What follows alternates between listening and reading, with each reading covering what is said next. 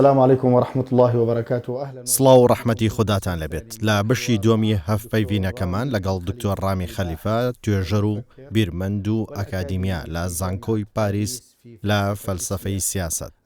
سڵاوت لێبێت دکتۆر. خوددا بتان هێڵێت. من لە بەش یەکەمی هەفپەیڤینەکەماندا لەگەڵت خۆشحاڵ بم. ئێستاش لەگەڵت بەردەوام دەبم. چۆن دەتوانین کورد وەک بەشێک لە کێشە بیگوازینەوە بۆ بەشێک لە چارەسەری؟ لە ڕاستیدا ئەو پرسیارە زۆر فراوانە و پێویستی بە قسەکردن لەسەر هەموو ئەو وڵاتانە هەیە کە کورد بە تایبەتمەندیە دیاریکراوەکانیان لێیە. دواتریش بوونی کورد لە تورکیا هاوشێوەی بوونی کورد نییە لە سووریا. جا بۆیە با لە ئاسانترین حاڵەتەوە دەست پێ بکەین، ئەویش بوونی کوردە لە عێراق. چونکە حکوومەتی هەرێمی کوردستان هەنگاوی زۆر گرنگی ناوە و نمونەیەکی دروست کردووە، دەکرێت لە پرۆسەی دامەزرانی دەوڵەت و دروستکردنی سەرانسەری ناوچەکەدا پشتی پێ ببەسرێت. هەروەها بووەتە باشترین ناوچەی عێراق لە هەموو ڕوێکی ئابووری، کولتوری و میدیاییەوە. هەروەها ئێستا بوونی ئەو هەرێمە کاریگەری لە سەرتاوی ناوچەکە هەیە.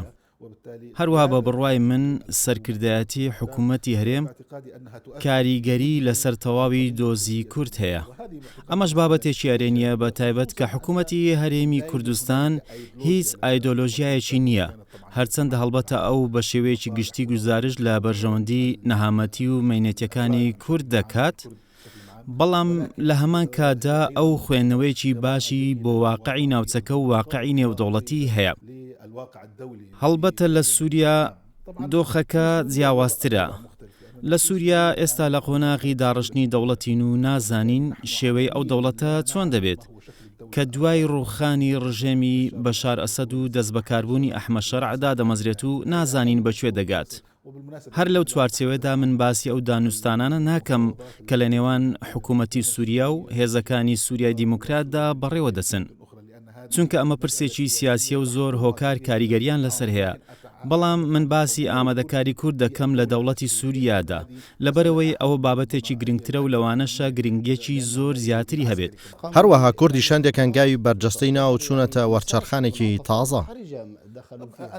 من وەک ئاماژەم پێدا لە سیاسەتدا من شەرباسی سیاست دەکەم. ئەوان ئاڵەی شۆڕشیان لەسەر بارەگاکان هەڵکرد. هەر بۆیە پێم گوتیت من باسی سیاست ناکەم، من باسییان لایەنی دیکە دەکەم، لایەنی کۆمەڵایەتی و کولتور. بەڵێ لایەنی کۆمەڵایەتی و هزری و هەروەها بۆ مەودایەکی دووری کە لە داهاتوودا چۆن دەبێت. باشە، با پرسیارە بکەین دوور لە سیاست.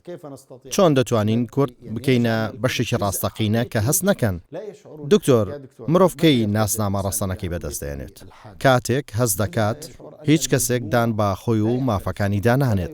کاتێک من هەست دەکەم کە بەشێکم لە کۆمەڵگەی فەڕەنسی و هەموو مافەکانم پێدەدات و منیش ئەرکەکانم جێبەجێ دەکەم، من ناتوانم پێت بڵێم کە دیوارێک بۆ دابڕاندنی خۆم دروست بکەم.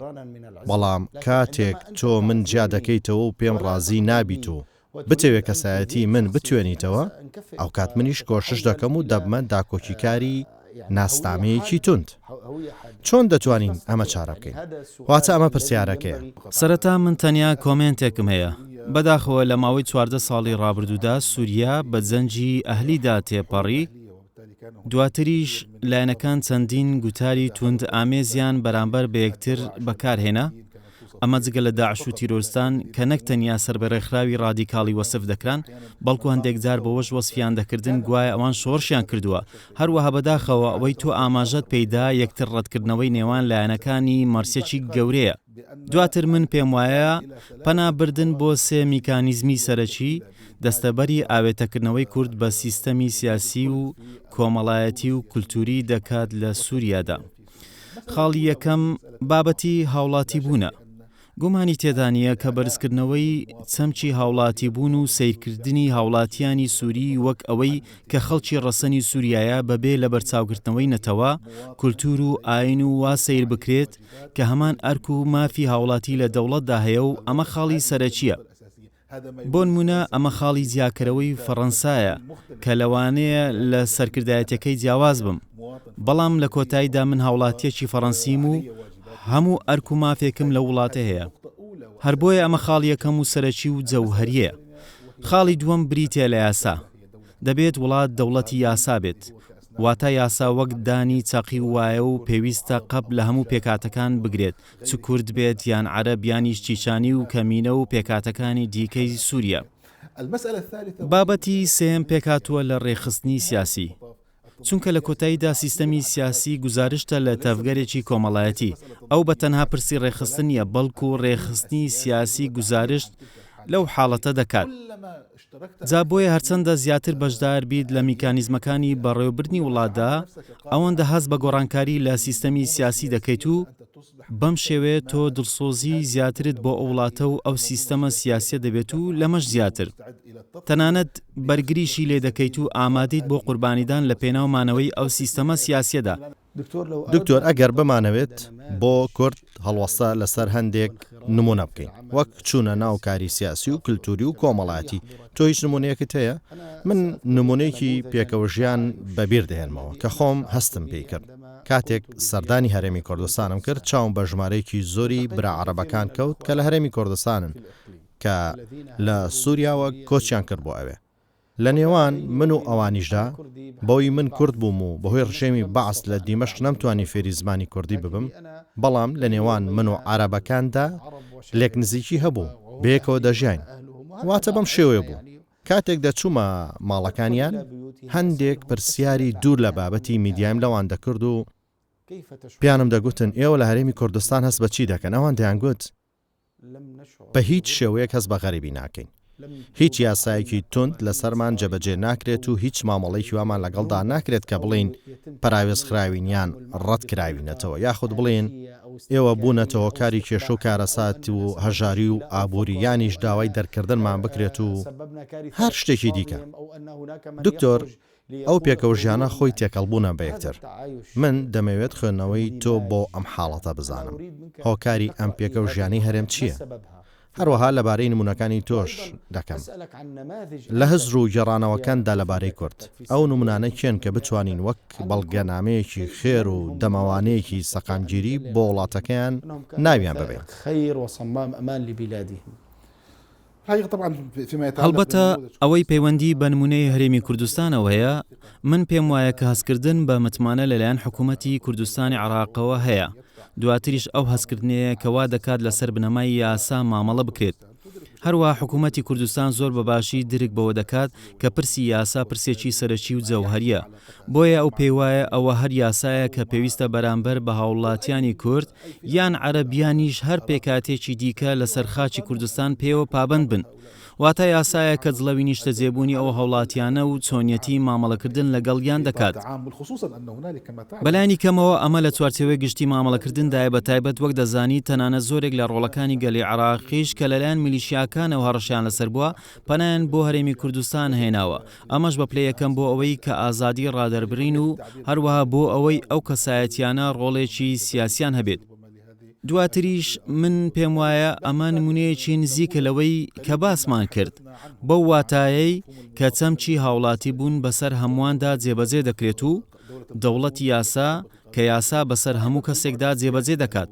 هەروەها ڕەندی سیاسیش کە لەو ناوچەیە هەیە بەوەی کە ئارامی و ئاسوودەیەک لەوێ بۆ هەمووان هەیە و لە سایەی حکوومەتی کوردستان هیچ هەڕەشەیەک و هەستکردن بە مەترسیەک لەسەریان نییە. ئەمەش وای کردووە ئەو شێوازان نەک لەگەڵ ئەو کەسانە بەکاربهێنرێت کە نیشتەجێ هەرێمن، بەڵکو لەگەڵ وڵاتان و لایەنەکانی هەرێمایەتیش. بۆ نمونە وەک دەزانیت لە دەیەکانی ڕابردوودا پەیوەندیەکانی هەرێم لەگەڵ تورکیا پەیوەندێکی بەهێز بووە و هاوکاریەکی ئابووری گەورە لە نێوانیاندا هەیە. لە ڕاستیدا ئەمە نمونەیەکە و پێویستە بە هەند سیر بکرێت و لەوانەیە پێویست بە دیراسەکردنیشی بکرێت. گومانی تێدا نییە کە ئەمە ئەزمونێکی بێهاوتایە لە تەواوی ناوچەکە، بە تایبەت کە ئێمە باسی هەرێم و ئاستی پەیوەندیەکانی لەگەڵ حکوومەتی فیدراڵ دەکەین و چۆن دەکرێت ئەو پەیوەندیانەدا بڕێژرێن. هەستی هاوڵاتی عێراقیەکان چییە؟ ئایا هەستی هاوڵاتیانی عێراق بەو ئاراستەی لایەنگیریە بۆ حکوومەتی ناوەند لە پێناو لاوازکردنی هەرێم؟ هەموو ئەمانە چەند پرسیارێکی پێشنیازکراون و من پێم وایە شایستەی دیراسەکردن لەو چوارچێوەیەدا. بەڵام لە ڕاستیدا ئەزمونە کوردیەکان ئەزمونی گەورەن. کورد بەشێکن لە مێژووی ناوچەکە، هەروەک ئاماژەشم پێیدا، واتە نمونەیەکم بەبیر هاتەوە کە ئانی بلانێت ئاماژەی پێداوە کە ئەو ڕۆژهەڵات ناسێکی بەریتانیا و کتێبێکی بە ناوی هۆزەکانی فرات و زەزیرە داناوە. ئەو باسی باسی ئەوەی کردووە کە لە ئەنتاکیاوە هاتووە و بە حەلەب و ڕەقە و دێرزووردا ڕۆیشتووە و ڕووی لە بەغدا کردووە. ئەو باسی کەسایەتێکی شۆڕژێری ئەو سەردەمەواتە 1970 دەکات و سربردەی شۆڕژێرێک دەجێڕێتەوە و کەسایەتێکە بە ناوی بڕۆ ناو دەبات. ئەو کەسایەتێک بوو ئەو کات هێرشی دەکردە سەر عوسمانیەکان و بە چاوێکی تووڕەوە سەیری حکوومەتی عوسمانی دەکرد لە حەلەب. دواتریش کاریگەریەکی ئەرێنی لەسەر تەواوی دانیشتوانی ئەو کاتی حەلەب هەبووە واتە ساڵی 1970. ئەمەش مانای وایە ئەو ئامادەیی کورد و کاریگەریە کولتوریەکەی زۆر کۆنە لە وڵاتە. هەروەک دەشزانین خانەوادەیەکی گەورە لە ناوچەی جەزیرەی سووریا هەڵکەوتووە، ئەویش خانەوادەی ئەسفەرە واتە ئەسفەر نەجار. ئەوان خێزانی ئەسفەر و خێزانی نەجار بوون و ژن و ژنخوازی لە نێوانیاندا ڕوویدا. هەڵبەتە ئەو خێزانێکی کریستیان بوو، بەڵام ئامادەی کورد جارێکی دیکە ئامادەی بەشێکی ناوچەکە و ئەوان بەشێک بوون لە ڕابوونی کوشتتوکاڵی کە ئەو کات لە ناوچەی جەزیرەی سووریا پەرێسن. لە ڕاستیشدا ئەوان بە هاوکاری لەگەڵ ئەو دوو خێزانە و ئەو ئامادەیە گەورەیە مامەڵەیان دەکرد. لەوانەیە نمونەی گەورەتریش مەموزین بێت کە وەک دەزانیت ئەو چیرۆکێکی کوردیە و باسی بۆنەکانی وەک نەورۆزیش دەکات و شێخ محەممەد سەعید ڕەمەزان بوزی خودای لێی خۆش بێت وەرجێڕانی بۆی کردووە. هەروەها ئاماژە بەوە دەکات کە ڕەهەندێکی ڕۆشنبیری هەیە. شێخ لەو ماوەیەدا واتە لە هەشتاکان هەوڵی داوە ئەو ڕۆشنبیریە لە ڕۆشنبیری خوێنەری عەرەبی نزیک بکاتەوە. یەکێک بۆ لە پێشەنجی ئەو جۆرە کارانە. ئایا دەزانی دکتۆر لە ساڵی 1956 چیرۆکی مەموزین چاپ کراوە لە پێشێکەکەیدا شێخ محەممەد سەعید ڕەمەزان باسی کورد و مێژوەکەی و ڕەچەڵەکیان دەکات. بۆیە حزبی باس بە شێوەیەکی ڕەها هەموو ئەو پێشەکەی بڕی. ئەمڕۆ پێشەکەی لە کتێبەکەدانی. خودی خۆشم هەوڵمدا بە دوایدا بگەڕێم. تەنانەت دوای مردنی سەردانی ماڵی ئەویشم کرد و لە ناو کتێبەکانی ئەو داگەڕام، بەڵام ئەو کۆپیم نەدۆزیەوە. واتە ئەمە بۆ جەختکردنەوە لەسەر قسەکانت. ئەمە ڕاستە. پاشانیش لە ڕاستیدا وەک ئاماژەم پێدا کورد ئامادەی هەبووە. هەڵبەتە من پێم وانێ هیچ کێشەیەکی کۆمەڵاتی لە ناوچەی جەزیرەی سووریا هەبێت، چونکە بوونی کورد لە چوارچێوەی کۆمەڵاتی ئەو ناوچەیەدا هەیە و ژن و ژنخوازی هەیە و من شارەزای هەموو ئەو ناوچەیەم و بۆ ساڵانێکی درێژ لەو ناوچەیە ژیاوم. لە ناوچەی سەرەکانێ مەبروکات، قامشلۆ، جەوادیە، مەلەکیە و چەندین ناوچەی دیکە. سەردانی هەموو ئەو ناوچانەم کردو و ئەو تێکەڵبوونم بینی کە هیچ زیاکاریەک لە نێوان کورد و عەرەبدا ناکرێت. تەنانە زمانەکەیان نەبێت کە زمانێکی باو و بەهێز لەو ناوچەیە. هەر بۆ ئەمە بەستەش زۆرێک لە عەرەبەکانی ئەو ناوچەیە بە زمانی کوردی قسە دەکەن و زۆر کوردیش بە زمانی عەرەبی دەدوێن. دکتۆر ئایا ئەمە هۆکارەکە واتە بەهۆی تێکەڵبوونتە لەگەڵ کورد یانیش ڕۆشنبیریەکەتە یاخود ڕەهەندە ئەکادیمیەکە دەوای کردووە کە تۆ بەڕەهایی و دوور لە لایەنگری باسی دەکەیت. هۆکاری ئەمە چییە؟ لەوانەیە پرسیارەکەی من بە شێوەیەکی شەخسی بێت، بەڵام ئەوەی بۆ من جێگەی گرنگیە کە لی تێبگەم ئەوەیە کە چۆن دەتوانین وا لە دەستە بژێرەکان بکەین سنووری میزاج تێپەڕێنن. بۆ نمونە میزاجی تۆ وایە کە بەڕاهی باسی بابەتەکە بکەیت دواتە ماف و ئەرکەکان و هەروە پابەندبوونی گەورە کە لە نێوان پێکاتەکاندا هەیە. ئایا هۆکاری ئەمە ئەوەیە کە تۆ تێکەڵی لەگەڵ کورد هەیە بەوەی کە تۆ لە ژینگەیەکی فرەچەشن ژیاویت یانیش هۆکارێکی دیکە هەیە؟ هۆکاری ئەمە چیە؟ من نایزانم، دەمەوێت ئەمە بزانیت. لە ڕاستیدا سێ هۆکار بۆ ئەمە هەیە. ڕێگەم بدە سەرەتا باسی هۆکاری شخصی بکەم. من خەڵکی دێرزوورم و کوڕی هۆزی عەگەیلاتم. ئەو هۆزەبوونی هەیە و لە ناوچەی جەزیرە و فوراتەوە درێژ دەبێتەوە تا دەگاتە تورکیا و ئەو هۆزێکی گەورەیە. هەروەها ئێمە بەریەکەوتنی ڕاستەخۆمان لەگەڵ کوردەکاندا هەبووە. ڕاستە دێرزوور کوردی لێ نەبووە، بەڵام ئەو هۆزانە مەڕووماڵاتەکانیان دەبردە ناوچەی هێڵیدا. کوردیش بەچڕی لە ناوچە هێڵیدا هەیە وەک جەوادیە، مالیکیە و لە کاتەکانی هاویندا دەچوونە هەموو ئەو ناوچانە، چونکە ئەو ناوچانە لە وەرگایەکی باش بوون بۆ مەڕووماڵاتی ئەو هۆزانە. من باسی بوسەرایە، جبور و عەگێدات و هەموو ئەو ناوچانە دەکەم. جا ئێمە لە پەیوەندی ڕاستەوخۆدا بووین. هەڵبەتە خۆشم لەو ناوچەیە و ناوچەی سەرەکانی کارم کردووە و جارێکی دیکەش پەیوەندیم لەگەڵیاندا دروست کردووە. بۆیە لێرەدا ئەزمونێکی شەخسیم هەیە بۆ مامەڵەکردن لەگەڵ کورد و هیچ ڕۆژێک لە ڕۆژان هەستم بە غەریبی نەکردو و هاوڕێی زۆریشم لە ناو کورددا هەیە و تا ئێستاش پەیوەندێکی زۆر بەهێزم هەر لەگەڵیاندا بەردەوامە. هەندێک جار ناکۆچی و هەندێک جاریش لەگەڵ یەک کۆک دەبین.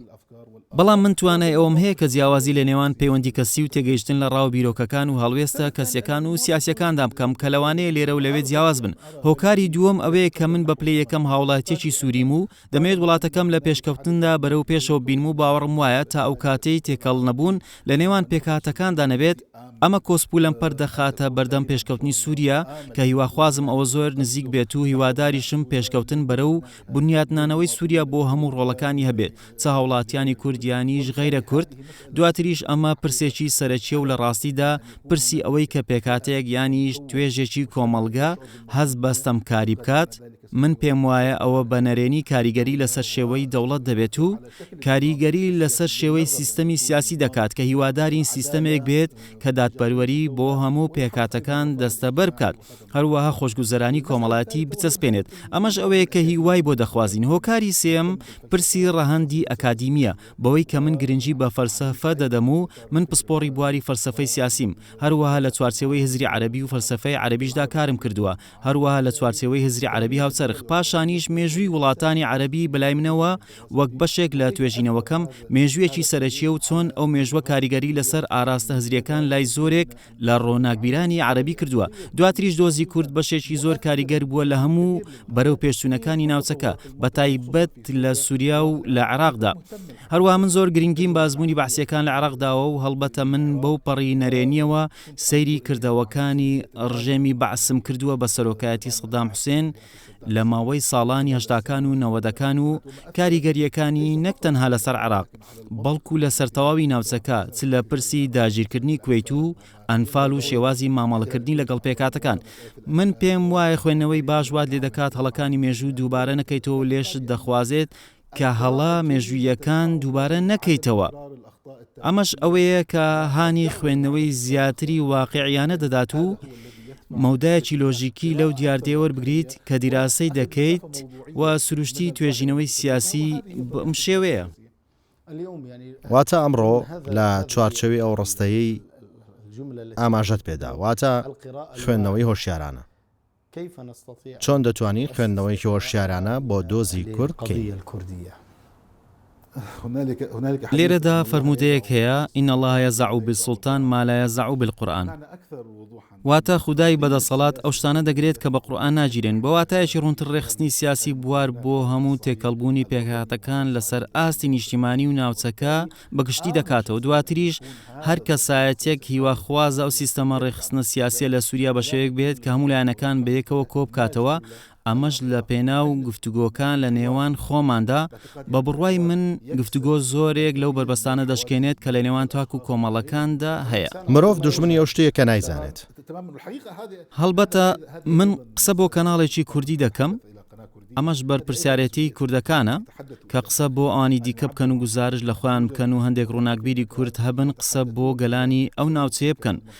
بە بڕوای من ئەمە پرسێکی سەرەکی و لە هەمان کادا گرنگیشە لە پێناو تێکەڵکردنی ڕۆڵەکانی یەک نیشتیمان. دکتۆر ئەگەر بمانەوێت ڕوانینی تۆ بۆ داهاتووی دۆزی کورد ببینین، خوێنەوەی تۆ چییە بۆ ئایندە؟ لە ڕاستیدا ژمارەیەک ئەگەر هەن، هەڵبەتە زۆر گۆڕانکاری بە ڕۆژهەڵاتی ناوەڕاستدا تێدەپەڕن، بەڵام بە گوێرەی بنەماکانی پەیوەندیە نێودەوڵەتیەکان و بە دیاریکراویش پەیوەندیە هەرێماتیەکان من پێم وایە وەک ئاماژەم پێدا حاڵەتی عێراقی کە لەوانەیە حاڵەتێکی نایاب بێت. بەڵام بە بڕوای من لە سووریا و تورکیا و ئێران لە داهاتوویەکی پێشبینکراودا ئەگەر تێکۆشانی کوردی بە ئاراستەی پێکاندنی ئامانجەکانی چەمچی هاوڵاتی بوون بێت، ئەوە بە بڕوای من دەکرێت کە چالاک و کارامە بێت و ئاسوەیەک بەدەستەوە دەدات کە لەوانەیە بەدی بهێنرێت، چونکە وەک دەزانی سیاست بریتە لە هونەری بوون و نەبوون. دواتریش لە چوارچێوەی مرکزیەتی ئەو وڵاتانەی ئێستا دەیانبینین و لە چوارچێوەی ئەوەی کە ئیرادەیەکی نێودەوڵەتی بۆ نەگەیشتن بە جۆرێک لەسەر بەخۆیی هەیە. ئەوە گرنگە کە گۆڕانکاری لە ئاراستەکاندا بکرێت. هەڵبەتە وەک دەزانیت ئێمە چاوەڕێی گوتارێکی عەبدوڵڵا ئۆجەلان دەکەین و من پێم وایە ئەو گوتارە نەک تەنها کاریگەری لەسەر کوردی تورکیا دەبێت، بەڵکو کاریگەری لەسەر تەواوی کورد لە سووریا و ئێرانیش دەبێت. من لەو باوەڕەدام ئاسۆی هاوڵاتی بوون وەک ئاسۆیەک دەمێنێتەوە کە دەکرێت لە میانەیەوە کار لەگەڵ هاوبەشەکان و هێزە سیاسیەکاندا بکرێت. ئەوەشمان بینی کە ئێستا لە سووریا دەردەکەوێت. لێرەدا هەندێک گفتوگۆ لەگەڵ ژمارەیەک هێزی سیاسی لە ئارادان. لە ماوەکانی ڕابردوودا گفتوگۆ لە نێوان کورد و دوورزەکاندا هەبووە. دکتۆر، هەندێک دەوڵەت دەسوەردانی لا کاروباری کورد و پەیوەندیەکانی کورد و عەرەبدا کردو و جیاوازیە ئاساییەکانی نێوانیان کە جیاوازی نەتەوەی و فرەڕەنگی و هۆکاری کۆمەڵایەتی کۆمەڵگەی مرۆڤایەتی بوو، وەک لایەتێکی قورئانی پیرۆزجا خودای گەورە ئاماژەی پێداوە باس لە فرەگەلی و فرەهۆزی دەکات، گۆڕیویانە بۆ ناکۆکی ویژدان.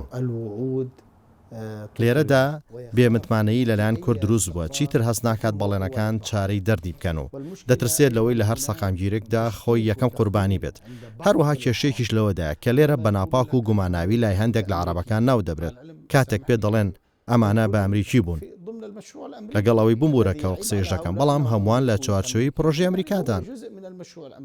واتە ئەوانی بەرامبەرەکەی بە ئەمریکی بوون عیبدار دەکەن، خۆشیان هەر بەشێکن لە پرۆژەی ئەمریکی، واتە هەموو هێزێکی سیاسی کارە. چۆن دەتوانی متمانەی ئاڵوگۆڕکراو لە نێوان هەردوو پێکاتی کورد و عەرەب دوور لە گوتاری قۆڕگاری دەوڵەت بگەڕێنینەوە؟ هەڵبەتە ئەگەر مەبەست تورکیا بێت کە لە ماوەکانی ڕابردوودا دەسوەردانی کردو ئامادەبوونی لە ناوچەکەدا هەیە، ئەوە تا ڕادەیەک تورکیا وەک بربەستێکی گەورە لە بەردەم هەموو خواستەکانی کورد وەستاوە. هەڵبەتە تورکیا بەو چاوە سەیری دۆزی کوردەکات کە پرسەکە ئاسایشی نیشتیمانیە و سەرهەڵدانی هەر قەوارەیەکی سیاسی کە لە عێراق و سووریا هەن، ئەوە پەلدەهاوێژێتە ناوخۆی تورکیاش.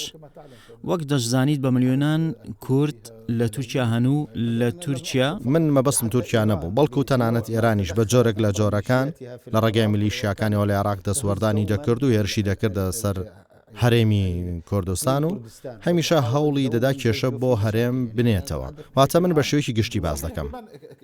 ڕاستە، بەڵام من لێرە تورکیا وەک نمونەیەک دەهێنمەوە، چونکە ئێستا تورکیا لە هەموو ڕووداوەکاندا کاریگەری هەیە، بە تایبەت لە سووریا. بە بڕای من گەڕانەوەی متمانە لە ڕێگەی چەسپانی سەقامگیری لەو وڵاتانەدا دەبێت کە باسی دەکەین، بە دیاریکراویش لە عێراق و سووریا. ئەمڕۆ هێزەکانی حکوومەتی سووریا چوونەتەوە ناوچانەی خەڵکەکەیان بە زۆر کۆچیان پێکراوەواتە ئافرین و ناوچەکانی دیکە و ئەو هێزانە چوونەتە ئەو ناوچانە و ئەوان گوتێکی کورتیان لە بەڕێز ئەحمەد شەرعەوە بیست کە وەڵامی ستەمکاریەکانی دەرحەق بە کورد دەدرێتەوە. ئەمڕۆ کورد چالاکە و خۆیان دەیانێت مافەکانیان با گێڕانەوەی خەڵکەکانیان و با خەزەیتونەکانیان وەربگرنەوە و هەست بە کەرامەتیان بکەنەوە، ئاڵاکەیان بەرز بکەنەوە. ئەویان ناوێت وەک لە هەندێک دەنگۆدا بڵاو دەکرێتەوە، واتە جوداخوازی و جیابوونەوە و نازانم دروشم و شتی لەو شێوەیە. من تاکی دەکەمەوە کاتێک هەست بە سەقامگیری بکرێت و چەسپاندنی هێزە بێت، ئەو کات ئینتیمایەکی بە کۆمەڵ لەگەڵ خەڵک دروست دەبێت. ڕاستە، بە تەواوی لەگەڵت هاوڕام، واتە گومانی تێدانیە کە وەڵامدانەوەی ستەمکاریەکان پرسێکی سەرەکی و جەوهەریە. ئێستا ئێمە لە قۆناغێکداین، پێویستە دادپەروەرێکی ڕاگوزەر هەبێت. لە ماوەی 14 ساڵی ڕابردوودا ستەمکاری و پێشەلکاری زۆر هەبوون کە دەرحەق بەلایەنە جیاوازەکان ئەنجام دراوە. ئەرچی دەسەڵاتی ئێستا حکوومەتی داهاتووشە کە وەک دەزانیت ئێمە لە مانجی مارسین و لە سەروبەندی حکوومەتێکی ئینتیقالی داین، بۆیە هیوادارین و دەمانەوێت کە گوزارش لە تەواوی پێکاتەکانی گەلی سووریا بکات. هەروەها پەیامێکیش بێت بۆ ئەوەی کە ئەو دەسەڵاتە دەسەڵاتی هەموانە و هەموو پێکاتەکانی سووریا ببن بەشێک لەو سیستەمە سیاسیە. هەروەها باوەڕیشم وایە مسۆگەربوونی ئەو سەقامگیری و دادپەروەری ڕاگوزەرە لە داهاتووی سووریادا گرنگێکی زۆری دەبێت. هەروەها ئەو سەقامگیریەشە کە دەبێتە هۆی پەسەندکردنی بەرامبەر لەلایەن کەسایەتی سووریا کە برینێکی ساڕێژ نەبووی هەبووە لە ماوەکانی ڕابردوودا. ئەویش بەهۆی ئەو ئازارە زۆرەی لە ئەنجامی زیندان و گرتوخانەکان و کوژراوەکان دروست بووە. بەڵام بابەتی کۆچپێکردنی بە زۆر و ئاوارەبوون و پەنابەرێتی ئەوە بەڕاستی ئەمە شێتکردنە، واتە گەلی سووریای شێت کردووە. واتە جگە لە کۆچپێکردنی لەلایەن ڕژێمەوە ئێستا وا خەریک بوو شێتی دەکردن و هاوسەنگیان لەدەست دەدا. ئەمە ڕاستە و دواتریش بە بڕوای من کەسایەتی سووریا پێویستی بەکاری زۆرە بۆ چارەسەرکردنی برینەکانی. ئەمەش ناکرێت تەنها بە دەوڵەتی یاسا و دادپەروەری ڕاگوزەر نەبێت. هەر بۆ ئەمە بەستەش ئێستا هەندێک دانیشتنی ئامادەکاری بۆ گفتوگۆی نیشتیمانی بەڕێوە دەستن و گوێم لە ژمارەیەک لەو دانیشتانە گرتووە. داواکاری سەرەکی لای هەموو لایەنەکان ئەوەیە کە دادپەروەرێکی ڕاگوزەر هەبێت کە ڕێگە بە وەڵامدانەوەی ستەمکاریەکان بدات، هەڵبەتە کورد بە دیاریکراویش ئەوەی پەیوەندی بە عافرین و ناوچەکانی دیکەی ڕیف حەلەبەوە هەیە. ڕوبەڕووی زۆرێک لە ستەمکاری بوونەتەوە و من لە باوەڕەشدام ئیدارەی ئەحمەد شەرع بە سەرۆکایەتی ئەحمەد شەرع بەڕوونی و ڕاشکاوانە باسی ئەم بابەتەی کردووە. هەروەها پێشم وایە ئەوە خاڵێکی ئەرێنی دەستنیشان دەکات بۆ ئەمە بەستەش کاتێک هێزەکانی سەر بە ئیدارەی نوێ سووریا چوونە ئەو ناوچانە لەلایەن خەڵکی کوردیش لەو ناوچانە بەباشی پێشوازیان لێکرا و لە میدیای کوردیشدا ڕەنگی داوەتەوە. ئەمەش خاڵێکی پاڵنەرە بۆ ئەوەی کە هاوڵاتیان وا سەیری ئەو حکوومەتە بکەن کە نوێنەرایەتی ئەوان دەکات. واتە دەوێت ئەو حکوومەتە بوونی هەبێت چونکە هەڵگری بەرژەوەندیەکانی ئەوانە و مافەکانیان مسۆگەر دەکات. تەنانەت بەڕێز مەزلوم عەبدیش پیرۆزبایی بە سەرۆکبوونی لێ کرد. واتە من پێم وایە ئێوەش گوێبیستی بوون. ڕاستە، هەڵبەتە و کەسایەتێکی سیاسیە و خاوەنی ئەرک و دەسەڵاتەکەیەتی. لە کۆتاییدا هەمووان هیوادارن دانوستان لە نێوانیاندا بکرێت و بگەنە چارەسەرێکی ئاشتیانە و لە کۆتاییدا ئەمە ئامانجەکەیە. من دەمەوێت گفتوگۆکەم لەگەڵت بە گوتەیەک کۆتایی پێبێنم بۆ دەستەبژێرەکان و هەموو ئەوانەی ئێستا گوێبیست دەبن بە جەماوەرە کورد و عەرەبەکانتەوە. لە کۆتاییم گفتوگۆیەدا چ قسەیەکت بۆیان هەیە؟ ماوەی سەدان ساڵە بە درێژایی چەندین سەدا کورد و عەرەب بەیەکەوە لەو ناوچەیە ژیاون. بەردەوام وەک یەک جەستەوابوون و هیچ پەرتەوازەیەک لە نێوانیاندا نەبووە. وەک دەزانی دەوڵەتێکی کوردی بە ناوی دەوڵەتی زەنکی هەبوو. هەروەها دەوڵەتی ئەیوبیش فەرمانڕەوایی میسر و شامی کردووە. هەروەها پێشم وایە ئێمە خاوەن مێژوێکی هاوبەشین کە پێویستە لەسەری بوەستین و خاوەنی زۆرێک لە ستەمکاریەکانین کە لە ماوەکانی ڕابردوودا دەرهەق بە ئێمە کراوە. ئێمە خاوەنی هەندێک خەون و خواستین و ناکرێت ڕێگری لە کەسێک بکەیت کە خەونی ببینێت. مافی کوردیشە کە خەون بەوە ببینێت کە خواستی بۆی هەیە. دواتریش ئەو هەستیاریە گەورەی لای هەندێک لە دەستەبژێرەکان هەیە بۆ خەونەکانی کورد. من لەو باوەڕدام ئەمە ڕەفتارێکی ڕەوانیە بۆ مامەڵەکردن لەگەڵ دۆزی کورد و کورد بە شێوەیەکی گشتی لە کۆتاییدا ئەوەی خۆم هیوای بۆ دەخوازم ئەوەیە کە بەیەکەوە کار بکەین لە پێناو چەمچی هاوڵاتی بوون بۆ بنیادنانی دەوڵەتی ڕاستەقینە بۆ هەموو ڕۆڵەکانی بەبێ لە بەرچاوگرتنی ئینتیما و نەتەوەییەکان. هەروەها پێشم وایە دانپێدانان بە کولتوری کوردی خاڵێکی زۆر گرنگە و دەبێتە زیادەیەکی دیکەی گرنگ بۆ کللتوری ئەو ناوچەیە بە فرەڕەنجیە گەورە و گرنگەکەی لە بنیادنانی کەسایەتی سووری. کولتوری کوردی نەغمەیەکە دەخرێتە سەرناسنامەی سووری. زۆر سپاست دەکەم دکتۆر ڕامی. هیواداریشین لە داهاتوودا گفتوگۆی دیکەمان لەگەڵتە بێت. هەر بەڕاستی من زۆر خۆشحاڵم بووم بەوەی کە سەرنج دەدەمە قسەکانت. هەر وەک سپاس گوزاریەکانم بۆ ئەوانەش هەیە کە لەگەڵمان بوون و لەم هەفپەیوینەدا و هیوادارم لە ئەڵلقەیەکی نوێدا لەگەڵ دەستەبژێرێکی دیکەی ژیر و تێگەشتی و عەرەبی کە باس لە پەیوەندیە پێگەیشتووەکانی کورد و عەرەب دەکەن بە دیدارتان شاد ببینەوە و سڵاو و ڕەحمەتی خوداتان لێبێت.